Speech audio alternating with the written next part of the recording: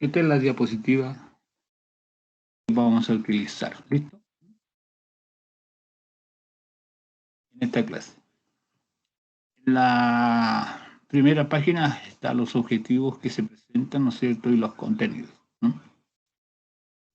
Pues en la segunda página, ¿no?, está el concepto de, que se llama integral de línea, ¿no?, y el concepto de trabajo, ¿no? Esto yo lo voy a usar ahora, ¿no?, es una idea que yo necesito, ¿no es cierto?, para poder desarrollar, ¿no?, los conceptos de energía asociados a los campos eléctricos. Primero que todo, recordar, ¿no es cierto?, el concepto de integral de línea, ¿no? Allí f de x y z representa una función vectorial definida, ¿no es cierto?, en alguna región del espacio, ¿no? Y R de t, ¿no?, define, digamos, una curva, ¿no?, una curva C, ¿no? Si tenemos una curva C en la región donde está definida la función vectorial f, ¿no?, esa curva C se representa paramétricamente mediante la función vectorial R de t. Y, digamos, esa variable t o parámetro t varía desde un punto A, desde un valor A hasta un valor B. Entonces, la integral de línea de f de x y z punto de r, producto escalar entre la función f y de r, ¿no es cierto?, se define como la integral entre a y b de f de r de t punto r de t por dt. ¿Estamos? Acá el punto, ¿no es cierto?, nos está indicando fundamentalmente un producto escalar entre la función y el vector r, o sea, entre el vector f y el vector r. R, digamos, de t, o R, ¿no es cierto?, definido en el intervalo cerrado A, B, es una forma de parametrización de la curva C. Estas integrales, ¿no?, usualmente son funciones de la curva. ¿Listo? Claro, cuando uno calcula una integral de línea entre un punto A y otro punto B, por lo general, ¿no?, el valor de la integral, que es una cantidad escalar, ¿no?, será dependiente de la curva que una los puntos A y B. Porque podemos ir de A a B por distintas trayectorias, por distintas curvas C. Y para cada una de esas curvas C podemos calcular esta integral de línea, ¿no? Y seguramente lo más general que puede ocurrir es que, ¿no es cierto?, estas integrales tengan distintos valores.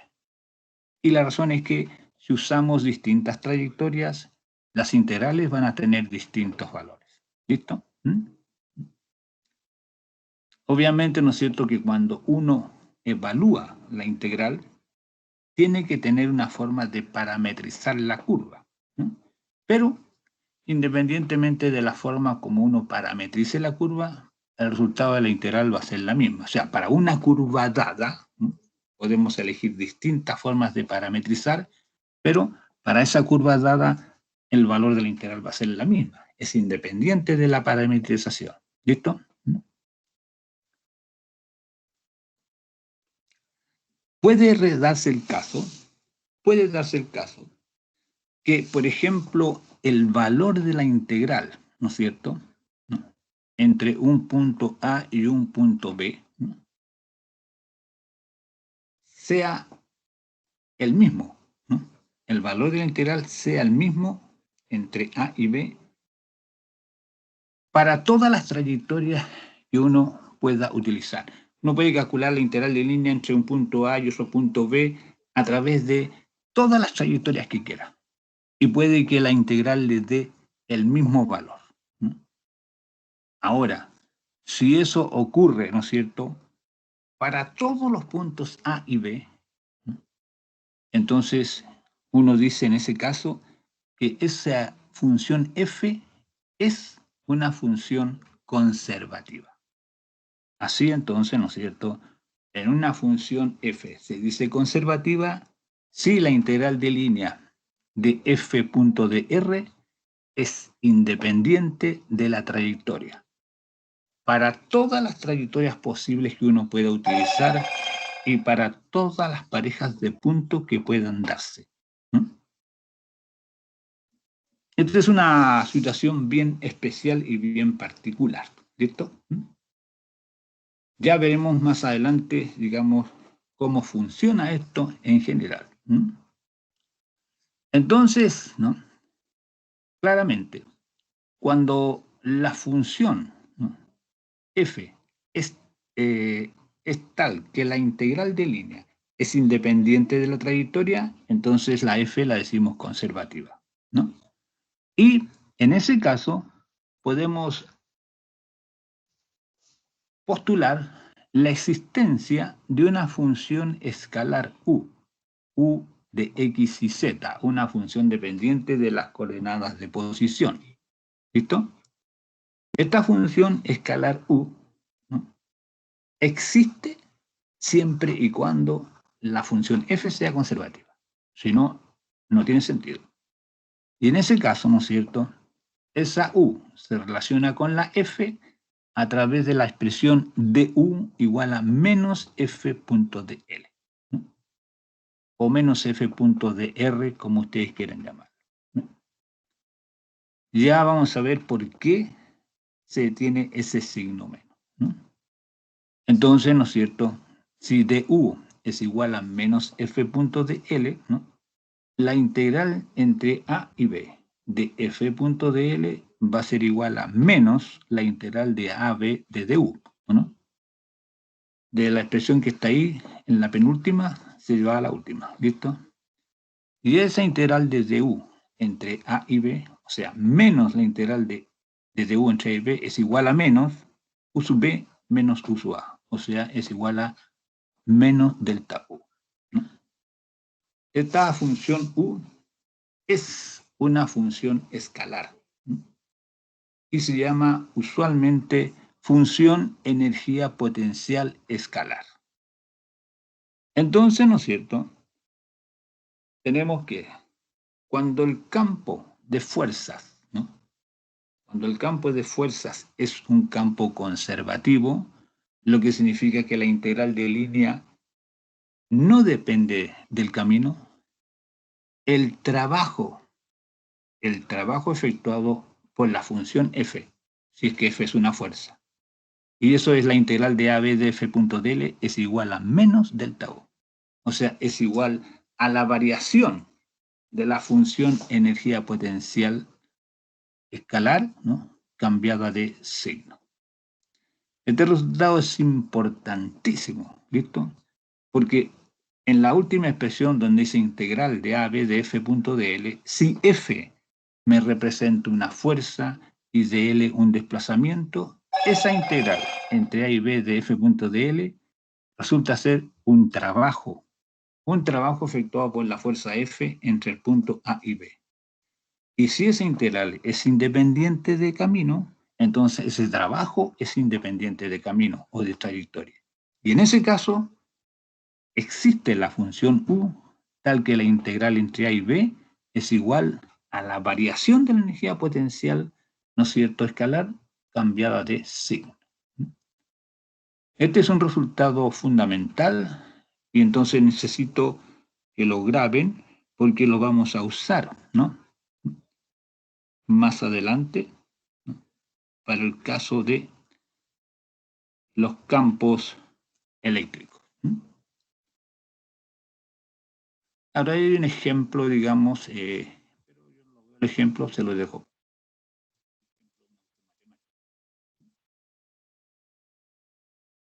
Entonces vamos a aplicar, ¿no es cierto?, este resultado anterior, el último,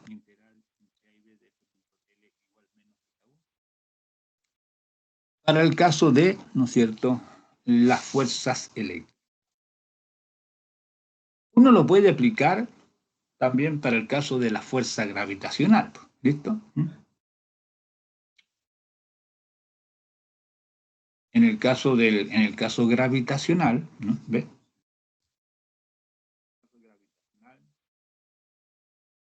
F representa la fuerza gravitacional. Y la fuerza gravitacional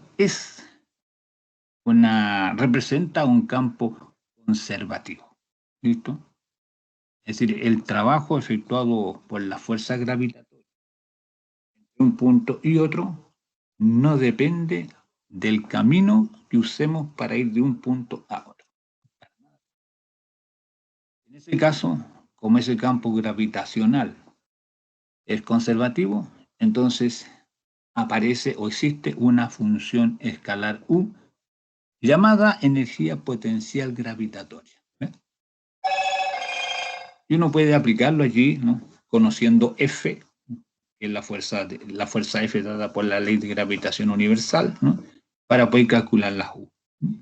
No lo vamos a hacer, lo vamos a hacer solamente para el caso del campo. Entonces, veamos lo siguiente. Vamos a establecer algunos resultados particulares y después veremos cómo hacemos la generalización de estos resultados. Retengan, sí, el último resultado. Integral entre A y B. Punto de L igual menos delta U. Eso hay que retenerlo. ¿Listo? Entonces vamos a suponer el caso de un campo eléctrico uniforme E, como muestra la figura, que apunta hacia la derecha. Ese campo eléctrico E apunta hacia la derecha, ¿no es cierto? Y es uniforme, o sea, constante. Tiene el mismo valor, tiene la misma dirección y sentido en todo punto donde él está definido. Y vamos a elegir, ¿no es cierto?, una carga de prueba Q sub 0. Una carga de prueba significa una carga puntual. Puede ser positiva o negativa, y vamos a ver cómo funciona eso. Entonces, cuando esta carga Q sub 0 está colocada en algún punto en donde está el campo le aplica una fuerza. La fuerza eléctrica F aplicada por el campo a la carga es F igual Q sub 0 por E. ¿Listo? Y vamos a suponer, ¿no es cierto?, que esta carga, ¿no?, Q sub 0, la vamos a mover del punto A al punto B. ¿Listo? ¿Estamos? Eso es lo que vamos a hacer, moverla del punto A al punto B. Entonces, obviamente, ¿no?, esta fuerza F, como es Q sub 0 por E, como el E es constante y el Q sub 0 es constante, entonces la F es constante. Calculemos la integral de A a B. Esta F es una fuerza. Y esta integral de línea entre A y B de F punto de L, ¿no?, F punto de L nos da el trabajo efectuado por la fuerza F entre A y B. Por eso escribimos W de A a B, trabajo de A a B efectuado por F, igual integral entre A y B de F punto de L, ¿no? El de L es un elemento diferencial de desplazamiento, ¿no?, a lo largo de la curva C. La curva C es una curva cualquiera. ¿Listo? Entonces nos va a quedar integral entre A y B. Reemplazamos el F por Q sub 0E. Q sub 0 por E punto de L. ¿No? ¿Estamos? Ahora, como el E es constante y el Q sub 0 es constante, ese Q sub 0E lo podemos sacar fuera de la integral. Nos queda Q sub 0E punto la integral entre A y B de dl. Y obviamente la integral entre A y B de dl nos da delta L, el vector delta L que va directamente de A a B.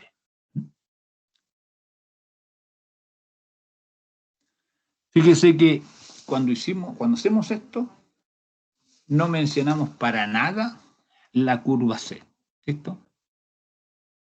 Uno podría haber usado otra curva distinta a la que está dibujada allí y el resultado habría sido el mismo. ¿Listo? Por lo tanto, ¿no es cierto?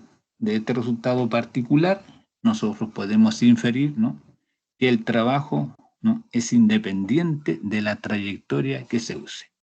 Y por lo tanto, esta fuerza electrostática es una fuerza conservativa. ¿Listo? Ya.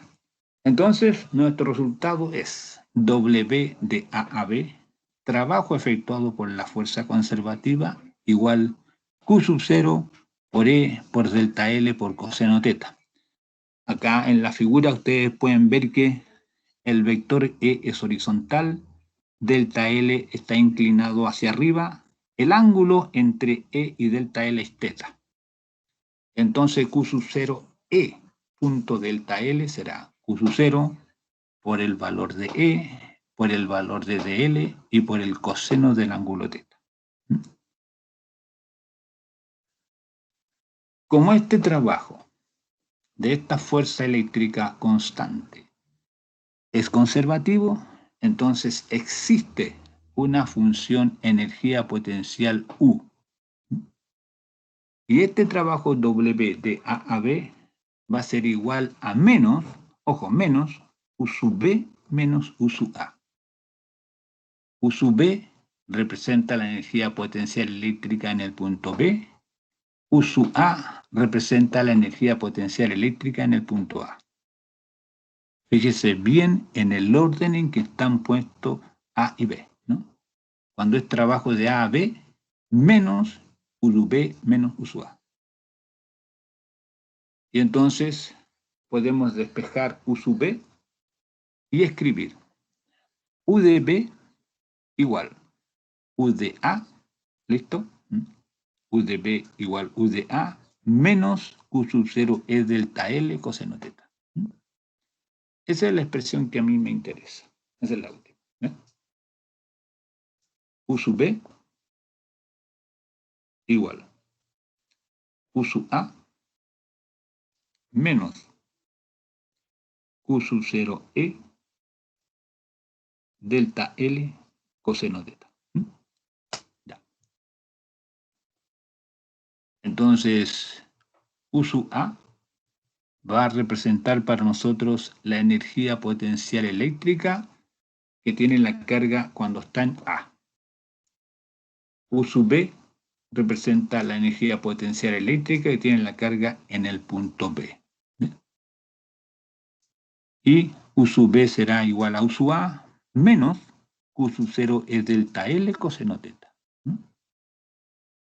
Fíjese que esa cantidad Q sub 0 es delta L coseno teta, que representa el trabajo efectuado por F, es el mismo, no importa la trayectoria C que uno elija.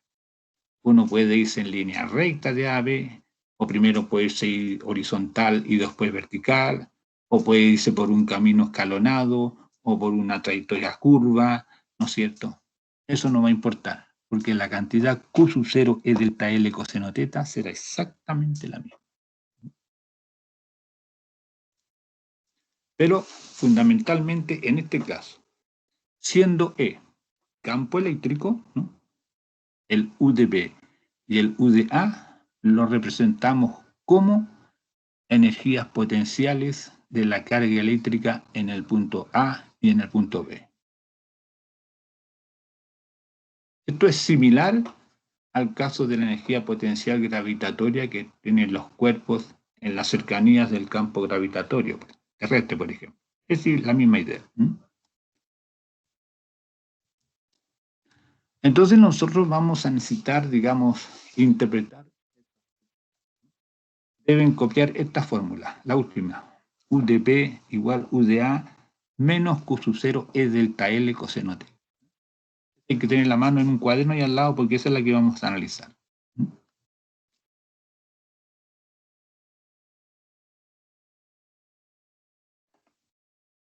Pregunta hasta esto. Pregunta hasta aquí. ¿Alguna duda? Algo que no se haya entendido.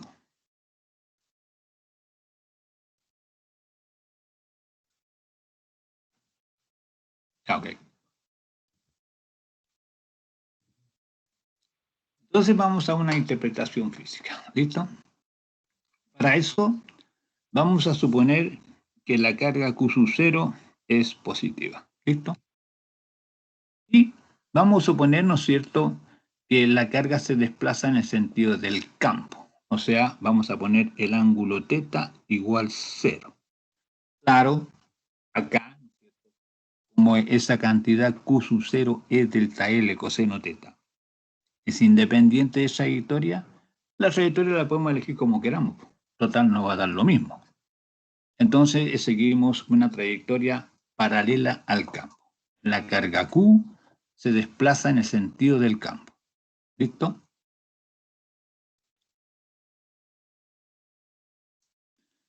Entonces, ¿no es cierto? Como el ángulo θ es 0, Q sub 0 es positivo, ojo, ¿no?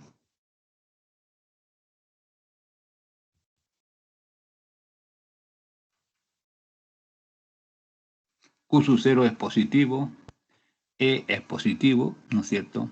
Delta L también es positivo, y como coseno de θ es coseno de 0, nos va a dar 1. Nos queda que W de A a B es Q sub 0 es delta L, es una cantidad positiva, ¿no? Entonces, ¿no es cierto?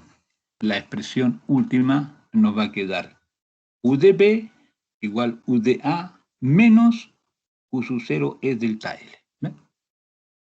Pero como el Q sub 0 es delta L es positivo, significa que la energía potencial disminuye. ¿Ve? Así que si la carga Q sub 0 se mueve desde A hacia B, carga Q sub 0 positiva, la carga se mueve desde A a B en línea recta o en cualquier otra forma. ¿Listo? En el sentido del campo, ¿sí?, y por lo tanto en el sentido de la fuerza que aplica el campo, su energía potencial disminuye. ¿Ve? La U sub B, la energía potencial que adquiere en B, va a ser igual a la que tenía en A menos Q sub 0 es delta L. Observe aquí, ¿no es cierto?, que de ninguna manera estos resultados nos dicen cuánto vale U sub A y cuánto vale U sub B. Para nada. No. Estos resultados nomás nos van a decir si acaso el cambio de energía potencial va a ser de incremento o decremento, pero no le va a dar el valor de U en ningún punto en particular. Veamos el segundo caso. Θ igual 180 grados. ¿Eso qué significa? Que la carga se mueve en sentido opuesto al campo. ¿Estamos? La carga va de B a A. ¿Ok? Entonces, en este caso, como θ igual 180 grados, el coseno de 180 grados menos 1. El trabajo de A a B va a ser igual a menos Q sub 0 es delta L. Le ponemos menos porque el coseno de 180 grados es menos 1. ¿No? ¿Ve? Así, el W resulta ser negativo. Y ahora entonces reemplazamos en la última fórmula anterior y la energía potencial resulta que aumenta. La U sub B va a ser igual a U sub A más U sub 0 es delta L. Así, si la carga positiva se mueve en el campo en sentido opuesto al campo, ¿listo? Entonces, en ese caso, ¿no?, la energía potencial aumenta.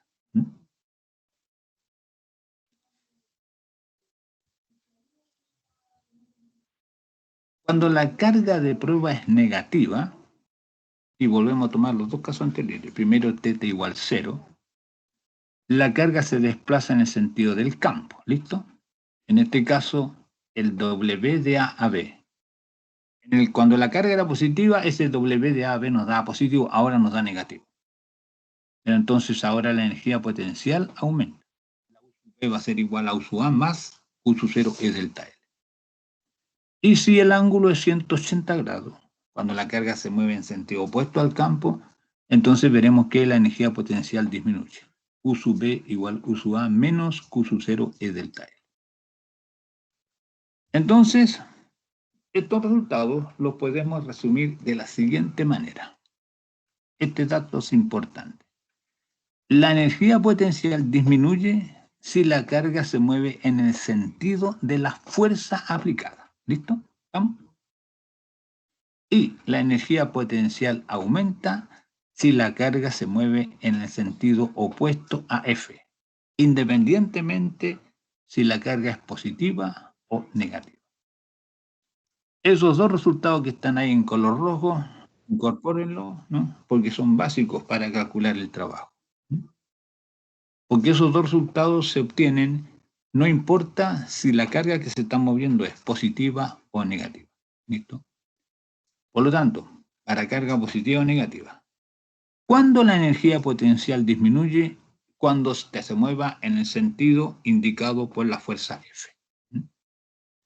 ¿Y cuándo la energía potencial aumenta? Cuando la carga se mueve en el sentido opuesto a la fuerza F. Esos son los resultados que resumen esta situación. Y estos resultados, ¿no?, que nosotros obtenemos para el caso de un campo de una fuerza eléctrica constante presente en un campo uniforme, o sea, constante, ¿no?, se pueden generalizar para otros campos que no son uniformes.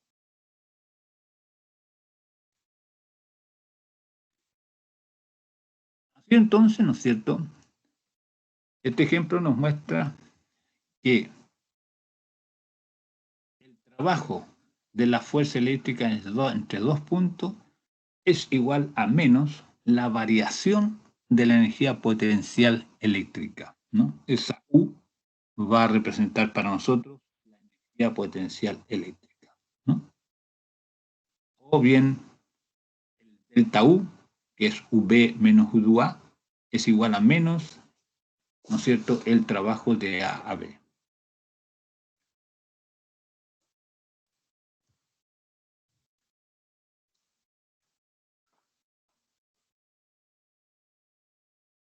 Vamos a extender un poco más esto. ¿Listo?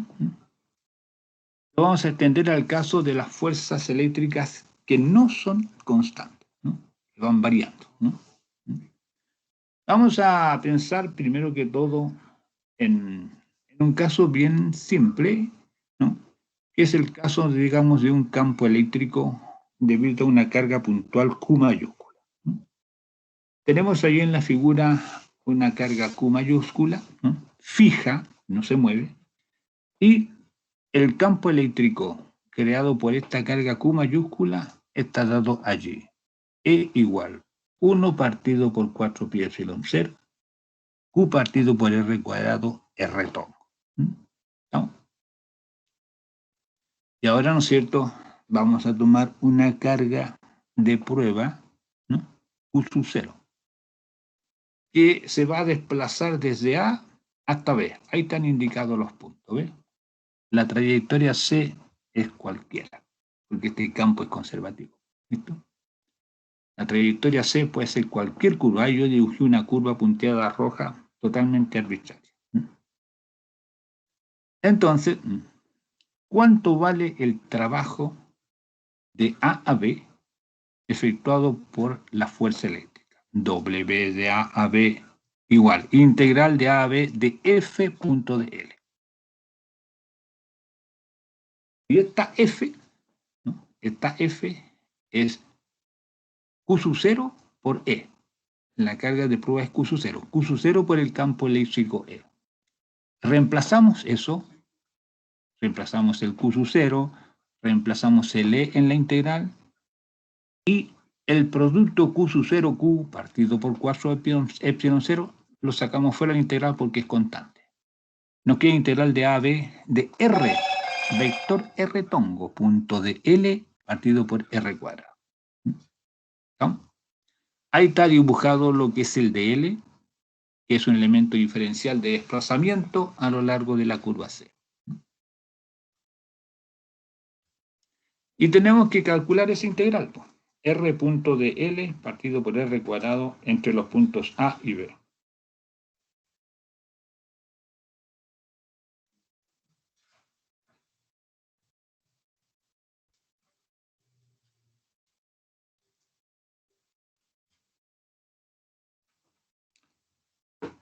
Entonces, ¿cuánto vale la integral entre A y B de R tongo punto dl partido por R cuadrado? ¿No? Bueno, de la figura, ¿no es cierto? Ojo, ¿no? El R tongo apunta en la dirección de R. R tongo punto dl significa módulo de R tongo, que es 1, por módulo de dl, que es dl, y por coseno de teta. Ahí está indicado el ángulo teta.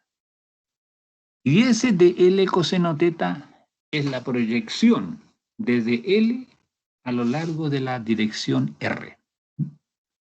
Así es, el de L coseno teta es la proyección a lo largo de R.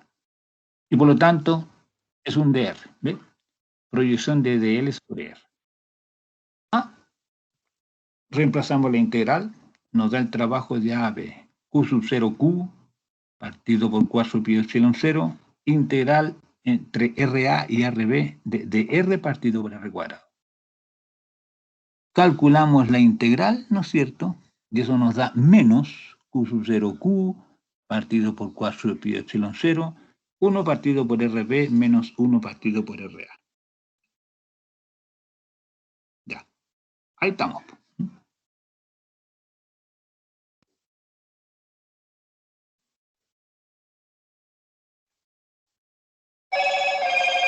Anoten ese último resultado para poder trabajar un poco con él, ¿no?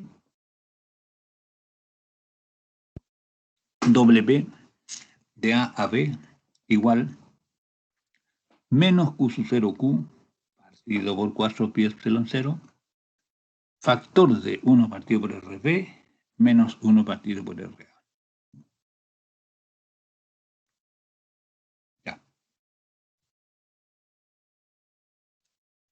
Fíjese que este trabajo de AB depende de la carga Q sub 0, la carga Q, la distancia RA y la distancia RB. O sea, si yo mantengo fijo Q mayúscula, si yo mantengo fijo Q sub 0, si mantengo fijo el punto A, si mantengo fijo el punto B, ¿no es cierto? Entonces, ni Q sub 0, ni Q mayúscula, ni RA, ni RB van a cambiar. Y entonces el trabajo entre A y B va a ser el mismo. No importa la trayectoria que se use para ir de A a B. No va a importar por cuál camino se vaya la carga Q sub 0 cuando se mueva de A a B. Esto habla entonces que este es un trabajo que no depende de trayectoria. En este caso depende solamente de la posición del punto inicial A y del punto final B, aparte de los valores de las cargas. Por lo tanto, entonces, el resultado, como dice allí, nos muestra que el trabajo de las fuerzas eléctricas depende solamente de las coordenadas de los puntos extremos y no de la trayectoria. Así, entonces, el campo eléctrico E lo asumimos como un campo de una carga puntual. Como este E es conservativo, entonces decimos que existe una función energía potencial eléctrica U que depende de las coordenadas de posición X y Z. U depende de X y Z. Y este W de A a B, que vale eso, menos Q sub 0Q partido por 4 pi epsilon 0, 1 partido por RB menos 1 partido por RA, eso va a ser igual a menos U sub B menos U sub A. La última igualdad se deriva del hecho de la existencia de la función energía potencial eléctrica, dado que el campo es conservativo. Si comparamos, ¿no?, el miembro central, ¿no?, con el miembro derecho, ¿no es cierto?, podemos ver, ¿no es cierto?, que encontramos una definición, ¿no?, una definición para la energía potencial, ¿listo?, eléctrica. En este caso, la energía potencial eléctrica UDR será igual 1 partido por 4 pi epsilon 0, Q sub 0Q partido por R. ¿Ve? Eso nos da entonces la energía potencial eléctrica de la carga Q sub 0 cuando está a una distancia R de Q mayúscula. Pero también podemos decir que es la energía potencial eléctrica de Q mayúscula cuando está a una distancia R de Q sub 0. Cuando las cargas son las dos del mismo signo, Q sub 0 multiplicado por Q es positivo. La energía potencial U es positiva. Cuando las cargas son de distintos signos, Q sub 0 y Q, significa que la energía potencial es negativa. Pero en el primer caso, cuando son positivas, las dos, o cuando son las dos del mismo signo, porque podrían ser más y menos menos. Y en ambos casos nos va a dar positiva. Hablamos de una energía potencial de repulsión. ¿Estamos?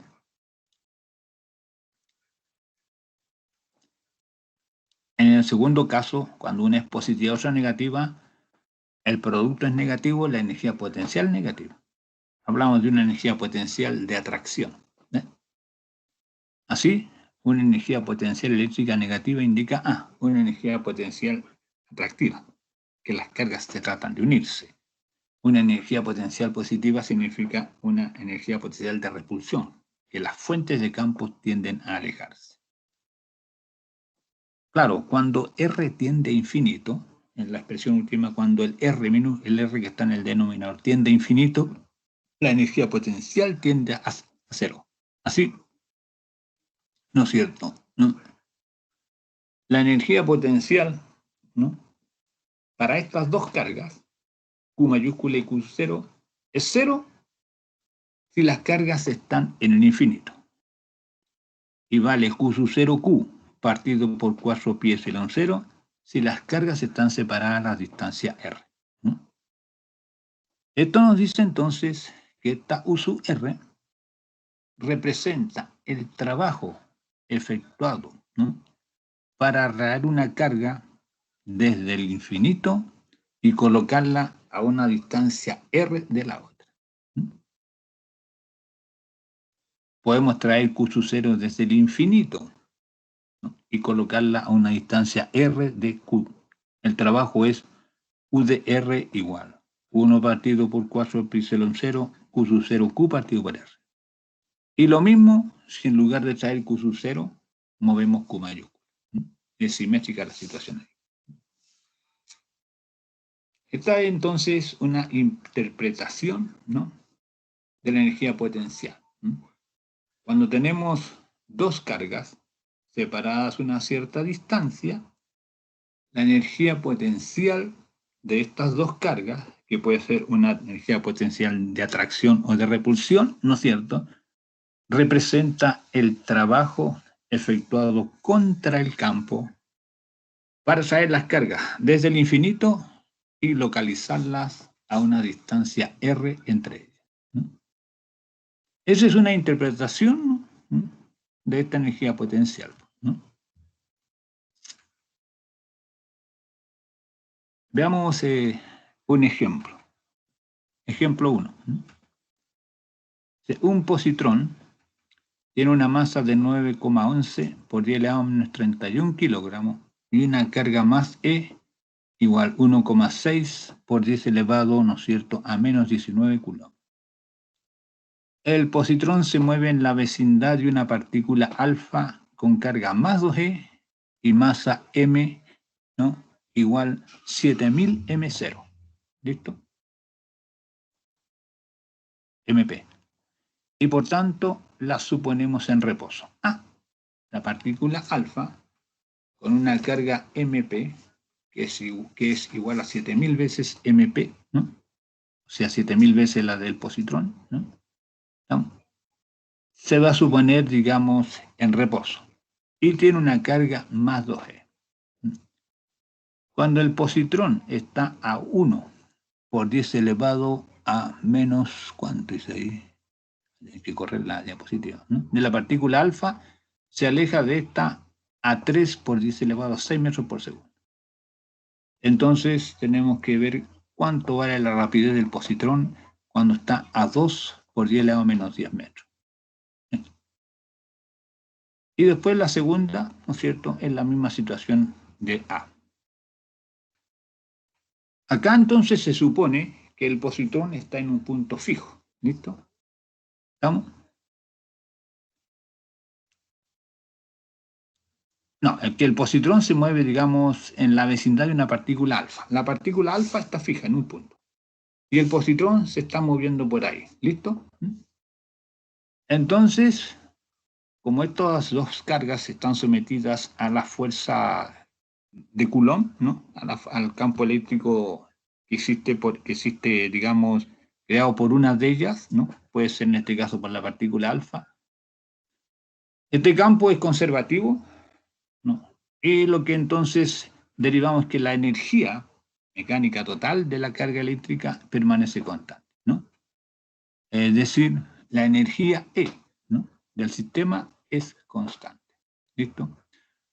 La energía cinética nos da un medio de mv cuadrado y la energía P potencial E sub P es Q sub 0 partido por 4 pi epsilon 0 multiplicado por 1 partido por R. ¿Ve? R es la distancia entre las cargas. Entonces, ahí está la energía cinética y la energía potencial eléctrica. Esa suma es constante. No cambia. Eso se deriva del hecho que el campo es conservativo. Calculemos la energía inicial, que es la cinética inicial más la potencial eléctrica inicial. Dice que cuando el positrón está a 1.0, ¿no?, estamos a 1.0 por 10 elevado a menos 10 metros, ¿no?, de la partícula alfa, se mueve o se aleja de esta a 3 por 10 elevado a 6 metros por segundo. ¿Listo? Entonces tomamos esos datos. La energía cinética, un medio de la masa, ¿no?, ¿estamos?, que es 9,11 por 10 elevado a menos 31, multiplicado por b cuadrado. La energía cinética es un medio de mv cuadrado, ¿no? Entonces ponemos un medio, después la masa y después la rapidez v al cuadrado, ¿no? O sea, el 3 por 10 elevado a 6 al cuadrado. Esto nos da 9 por 10 elevado a 12. Y el segundo término es 1 partido por 4 pi epsilon 0. Esa es la constante K, 9 por 10 elevado a 9. Por producto de las cargas, ¿no es cierto?, y dividido por la distancia R entre ellos, que es 1 por 10 elevado a menos 10 metros. ¿Listo? Hacemos todo esos cálculos y nos da 87.075 por 10 elevado a menos 19 joules. Esa es la energía mecánica inicial. Pero esa energía mecánica se va a mantener constante, mientras, ¿no es cierto?, el positrón se esté moviendo cerca de la partícula alfa y está fija. La energía cinética, la energía final, ¿no es cierto?, será la cinética ahora, un medio de 9 por 9.11 por 10 elevado a menos 31 multiplicado por v cuadrado, y no sabemos la velocidad. Más, y ahora calculamos la energía potencial cuando, ¿no es cierto?, cuando, digamos, el positrón está a 2 por 10 elevado a menos 10 metros, ¿no?, de la partícula alfa. ¿Estamos? Ahí está calculado ya. Si igualamos la energía E inicial con E final, obtenemos que V vale 3.75 por 10 elevado a 6 metros por segundo.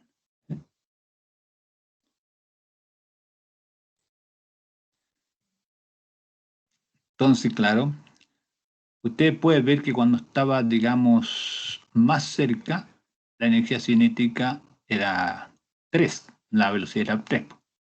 Después, cuando se aleja, ¿no?, la velocidad es más grande. La velocidad es más grande porque, como está más lejos, pierde energía potencial, pero gana cinética. Les dejo el B como tarea, ¿no? Ahí está la respuesta, lo pueden comprobar.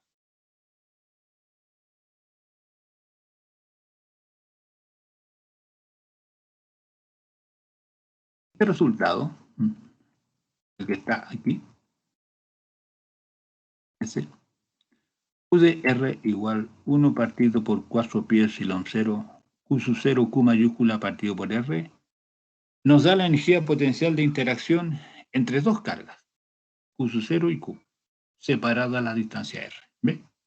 Punto, nada más. Nos dice cuánto trabajo se hace para mover estas dos cargas, la Q sub 0 y la Q mayúscula, desde el infinito y colocarlas a una distancia R entre ellas. ¿Listo?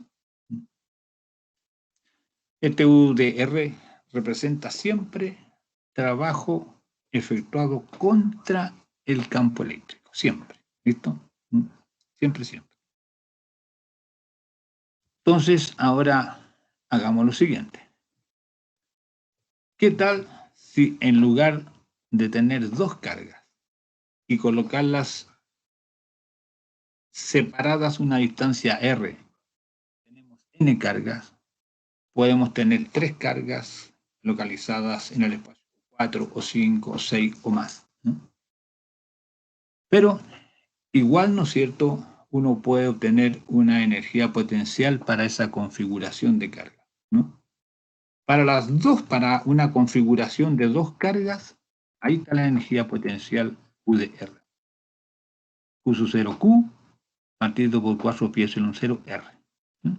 Q sub 0 y Q son las cargas, R la distancia entre ellas.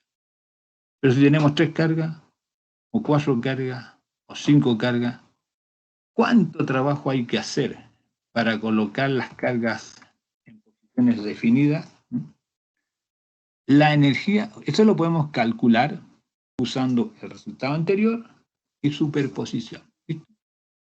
Yo le da solamente el resultado final.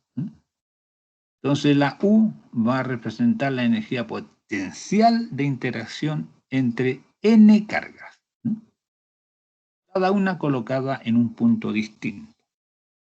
La energía potencial no es más que el trabajo total que hay que hacer contra el campo eléctrico para colocar cada carga en un punto determinado.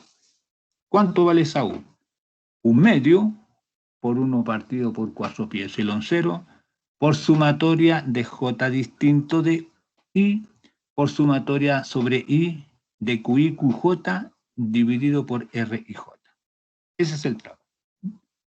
Acá hay que interpretar la simbología. R y J es la distancia entre la carga Q sub I y la carga Q sub J. Entonces tomamos la carga Q sub I, la multiplicamos por la carga Q sub J y la dividimos por la distancia R y J entre ellos. ¿Listo? Eso es lo que hacemos primero. Después, fijamos J y sumamos sobre I. Sumamos desde I igual 1 hasta I igual N. ¿Listo? Y después sumamos sobre J. ¿Listo? ¿Ok? Pero, ojo, ¿no? Porque cuando uno hace esta doble sumatoria, cada producto Q sub I, Q sub J aparece dos veces. ¿Sí? Dos veces. Al sumar sobre I y después sobre J, cada producto aparece Q sub I, Q sub J. Y debe aparecer solamente una sola vez. Por eso se pone ese factor un medio adelante. Y además, cuando se hace la sumatoria, no puede estar el producto de una carga con sí mismo. O sea, por ejemplo, RI por RI no puede estar, porque en ese caso la distancia R y I es 0, ¿no? Ni tampoco el producto RJ, Q sub J, Q sub J. ¿Ve? Así que se excluye, ¿no es cierto?, el producto para I igual J. ¿No? Cuando uno hace esta suma, tiene que ver solamente cuántas parejas se pueden formar. ¿No? Entonces, por ejemplo, supongamos que tenemos 5 cargas, ¿listo? Y las enumeramos. La carga 1, la carga 2, la carga 6, la carga 4 y la carga 5, ¿listo? Y estas cargas las vamos a colocar en diferentes puntos.